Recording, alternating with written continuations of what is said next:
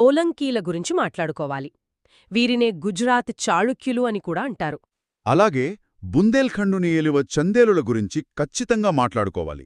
ఎందుకంటే వీరు రాళ్లపై చెక్కిన చరిత్ర ఇప్పటికీ సజీవంగా ఉంది. ముందుగా సోలంకీల రాజధాని అన్హిల్వాడా లేదా పఠాణ్ గురించి చూద్దాం. ఈ వంశంలో భీమా వన్ పాలిస్తున్న సమయంలోనే గజనీ మహమ్మద్ సుప్రసిద్ధమైన సోమనాథ్ ఆలయంపై దాడి చేశాడు. అక్కడ జరిగిన విధ్వంసం, దోపిడీ గురించి అందరికీ తెలిసిందే.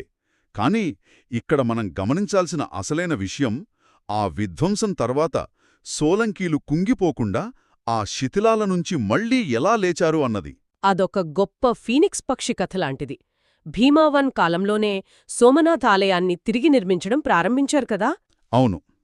ఈ సోలంకీ వంశంలోనే ఇంకొక గొప్ప రాజున్నాడు, కుమారపాలుడు. ఇతని కథలో ఒక ఆసక్తికరమైన రాజకీయ, మతపరమైన కోణముంది. ఒక